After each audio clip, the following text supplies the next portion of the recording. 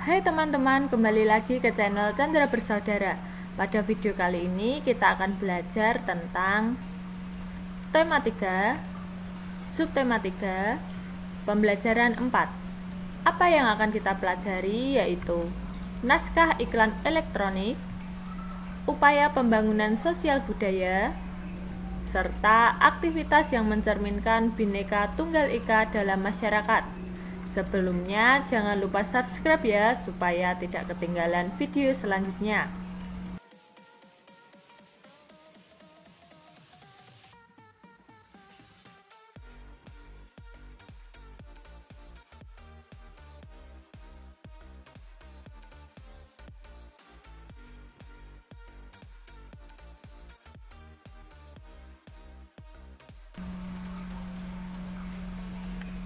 Mari dengarkan percakapan berikut ini.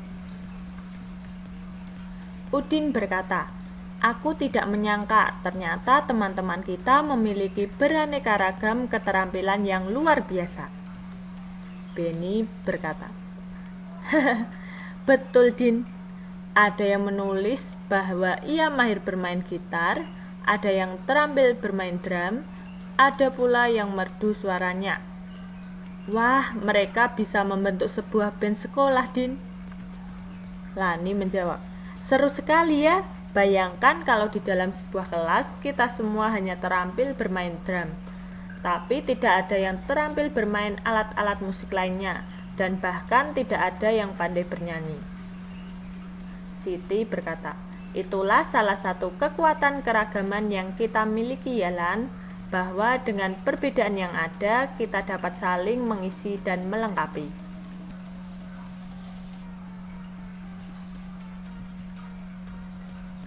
Begitu pula dengan para petani yang beraneka ragam keahliannya.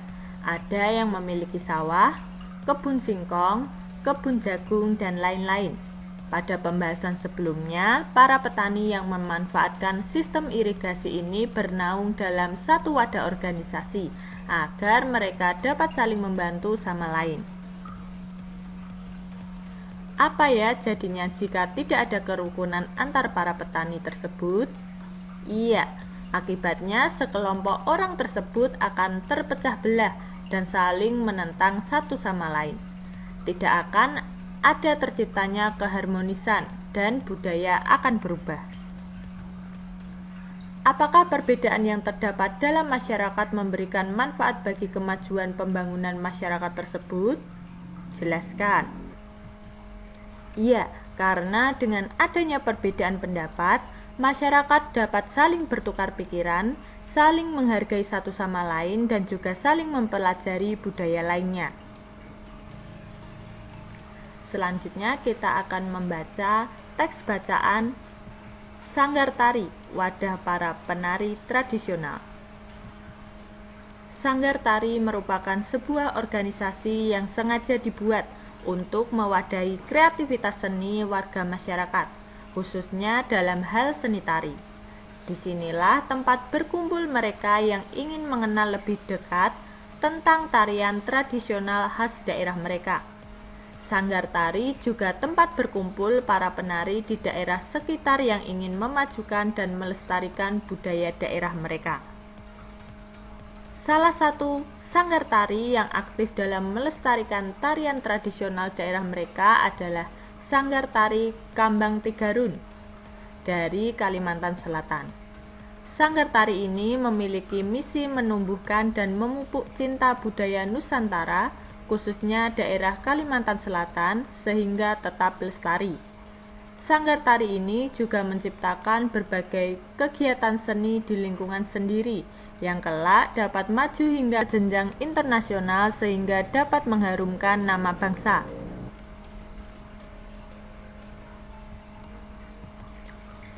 Sanggar Tari Kambang Tigarun ini tidak membatasi anggotanya.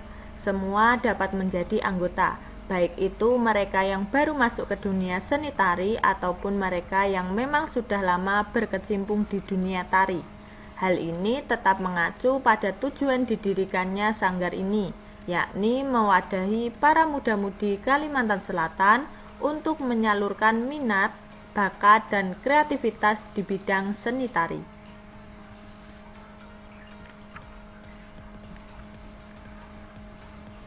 Sanggar tari merupakan contoh sebuah pembangunan sosial budaya, berlandaskan pada keberagaman yang terdapat di dalam keanggotaan organisasi.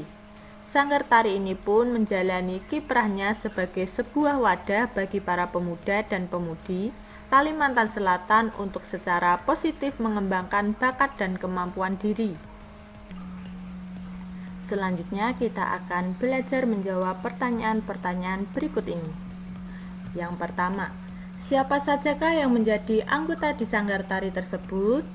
Iya, Sanggar Tari Kambang Tigarun beranggotakan orang yang baru masuk dan orang yang sudah lama berkecimpung di dunia tari. Berasal dari manakah anggota Sanggar Tari tersebut?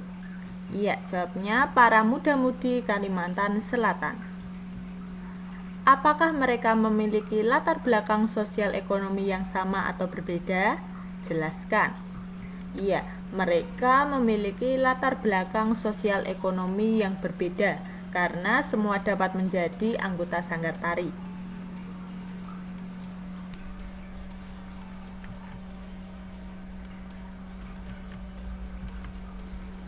Tampaknya keragaman sosial budaya menjadi modal pembangunan nasional. Setujukah kamu dengan pernyataan tersebut? Ya, setuju sekali. Dengan keberagaman suku dan budaya yang dimiliki, kita bisa belajar untuk saling menghargai dan bertoleransi dengan yang lain. Dengan adanya toleransi, maka akan menghindari adanya perpecahan, sehingga persatuan dan kesatuan akan terjaga dengan baik. Dua hal inilah yang menjadi modal penting dalam pembangunan nasional. Sanggar Tari merupakan sebuah contoh swadaya masyarakat untuk pembangunan sosial budaya di daerah mereka.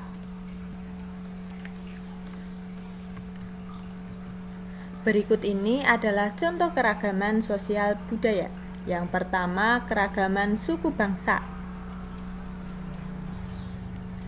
Di Indonesia terdapat suku Jawa di Pulau Jawa, Batak dan Nias, Sumatera Utara, Minangkabau, Sumatera Barat, Sunda di Jawa Barat, Betawi DKI Jakarta, suku Madura dan Tengger Jawa Timur, Dayak Kalimantan, Sasak dan Sumbawa di NTB atau Nusa Tenggara Barat, Bugis dan Toraja di Sulawesi Selatan, Sentani dan Asmat di Papua. Selain itu, di Indonesia juga terdapat etnis Cina yang terbagi menjadi Cina Peranakan dan Cina Totok. Keragaman sosial budaya yang kedua yaitu keragaman bahasa, yaitu ada bahasa Aceh di Aceh, Batak Sumatera Utara, Minangkabau Sumatera Barat, Betawi DKI Jakarta, bahasa Sunda di Banten dan Jawa Barat, bahasa Jawa di Jawa Tengah, Jawa Timur, dan Daerah Istimewa Yogyakarta.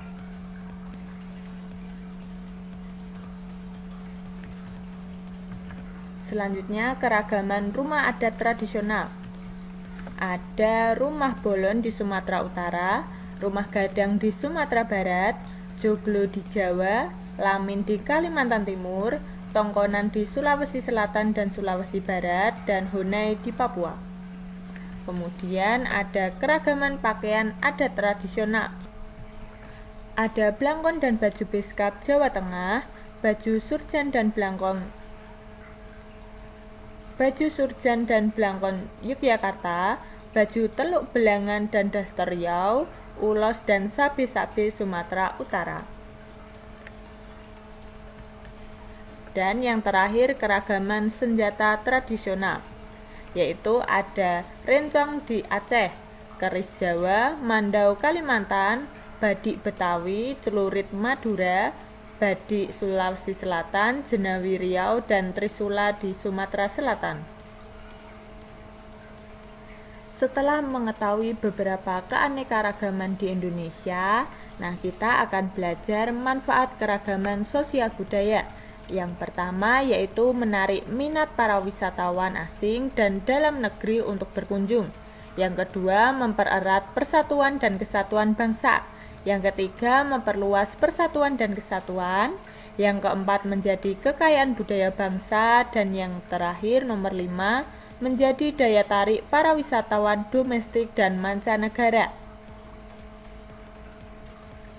Nah, untuk menarik minat para wisatawan asing maupun dalam negeri, kita bisa menggunakan iklan elektronik.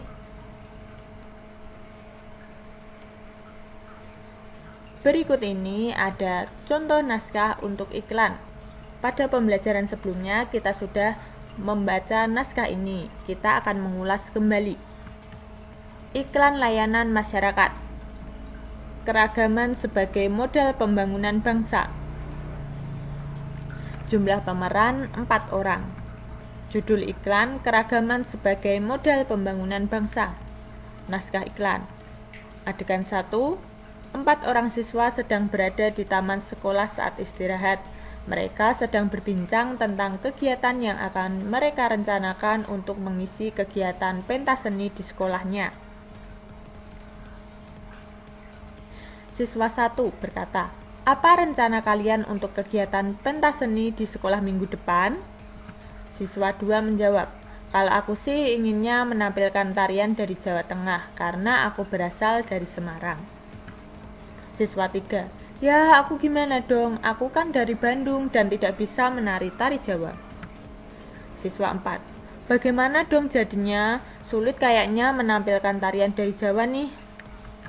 Siswa 2 berkata, "Jangan bingung, nanti aku yang akan mengajari kalian tarian Jawa. Bagaimana? Setuju?" Siswa 1, "Aku sih setuju sekali. Bagaimana kalau latihannya nanti jam 4 sore?" Siswa 2 dan 3, "Setuju." Mereka berempat pun membubarkan diri dan masuk ke dalam kelas untuk mengikuti pelajaran seperti biasanya. Waktu berlalu dan sampai pada saat pulang sekolah, mereka pulang ke rumah masing-masing.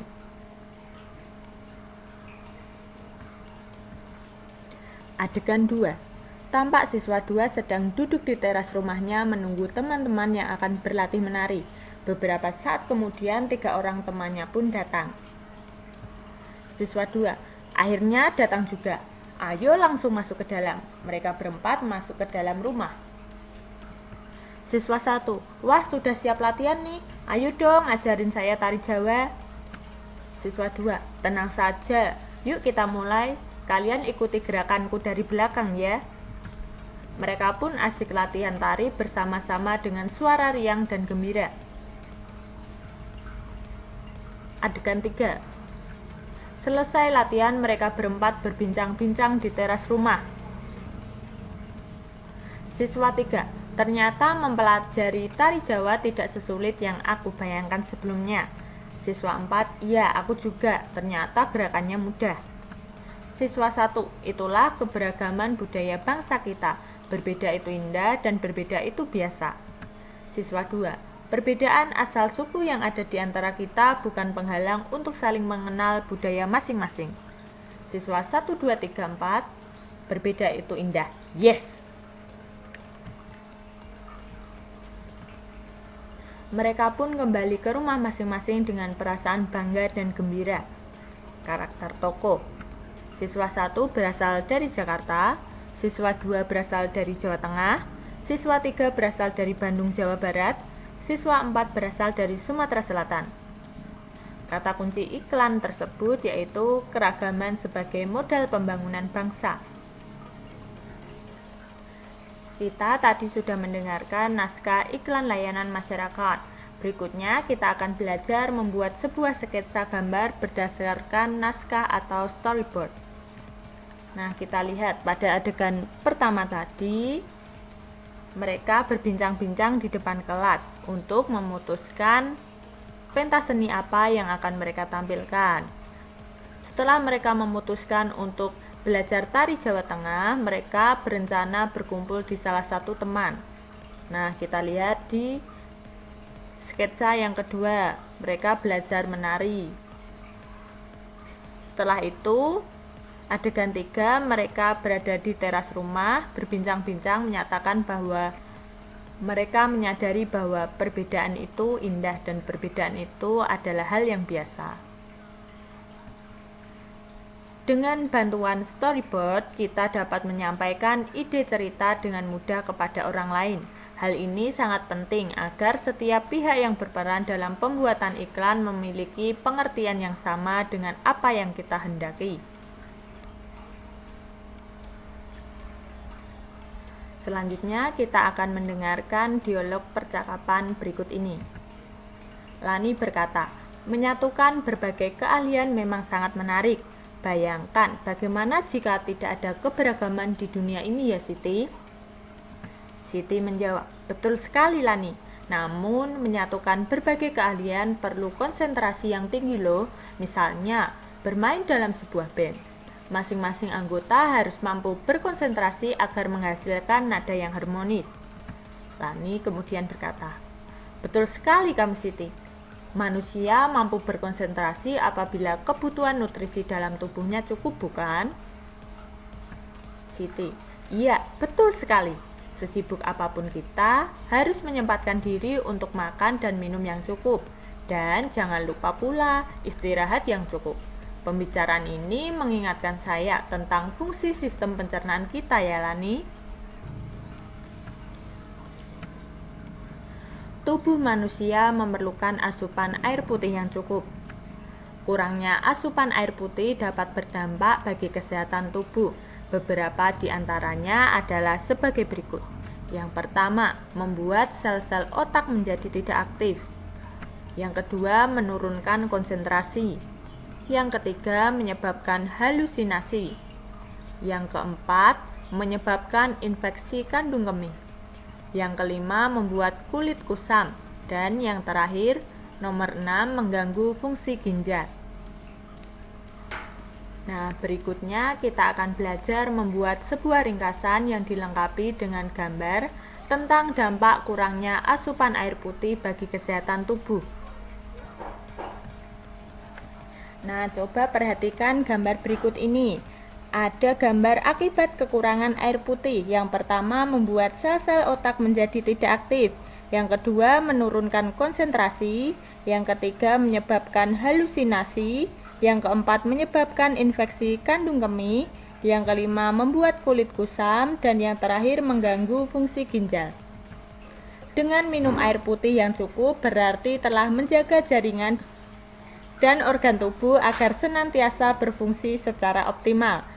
Dengan minum air putih juga dapat membantu meningkatkan daya tahan tubuh sehingga dapat terhindar dari berbagai penyakit berbahaya. Demikian pembelajaran pada video kali ini, semoga bermanfaat ya, dan sampai jumpa di pembelajaran berikutnya. Bye-bye.